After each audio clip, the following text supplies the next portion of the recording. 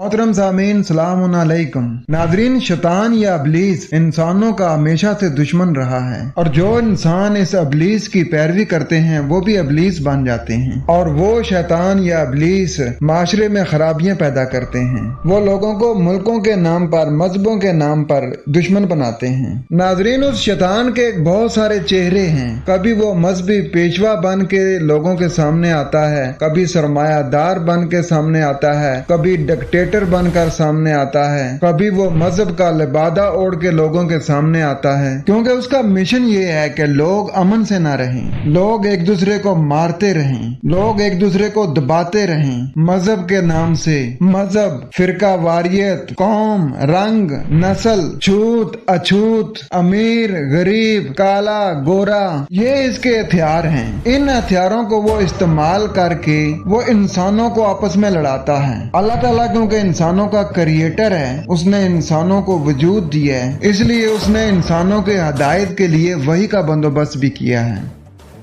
लोगों, कुरान के दुश्मन इंसान के दुश्मन हैं। इनको पहचानो और पूरे आलम में नहायत खलूस और गम गुसारी से अल्लाह की हाकमियत पेश करें। अल्लाह की किताब को हक और बातिल का मेयार बना लें। जो बात इस हिकमत वाली किताब के मुताबिक सच्चाई के दर्जे तक पहुंच जाए उसे मान लें और इस पर अमल करें, उसे अपने ईमान का जुज बना लें।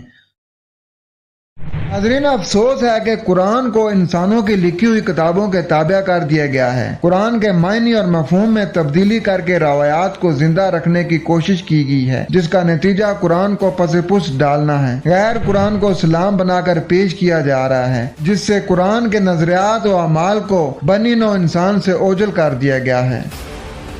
और मिलकर कुरान की तालीम से अल्लाह की मंशा मालूम करें और अपने असल दीन की तरफ लौट आएं, वरना हालात काबू से बाहर हो जाएंगे, फिर अजाब से छुटकारा मुमकिन नहीं होगा।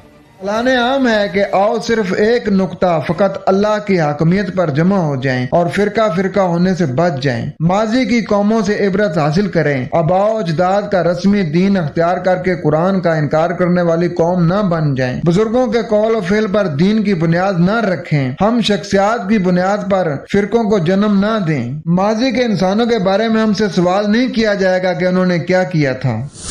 नाजरीन, जब हम पढ़ते हैं सूरत नंबर 2 आयत नंबर 34, उसमें मालिक कायनात का इरशाद है कि तिल का उम्मतुन कद खलत लहा मा कसबत वलकुम मा कसबतुम वला तुसअलूना अम्मा कानू यामलून। ये मज़कूरा ग्रोह जो माजी में गुजर चुका है, इनके लिए सिर्फ वही सिला होगा जो वो काम कर गए और तुम्हारे लिए वही सिला होगा जो तुमने किया, और तुमसे कोई पूछ नहीं की जाएगी उनके बारे में जो वो गुजरे हुए लोग काम कर गए थे।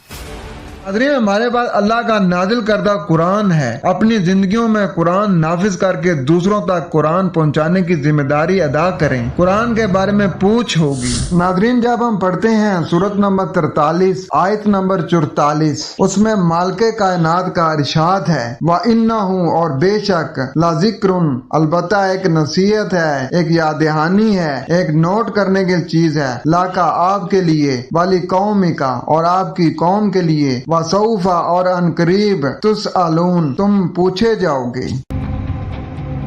नाज़रीन, आए इस कुरान को पूरे आलम में फैलाकर इंसानों को अंधेरों से निकाल कर नूर की तरफ ले आए। अपना ख्याल रखें। वस्सलाम।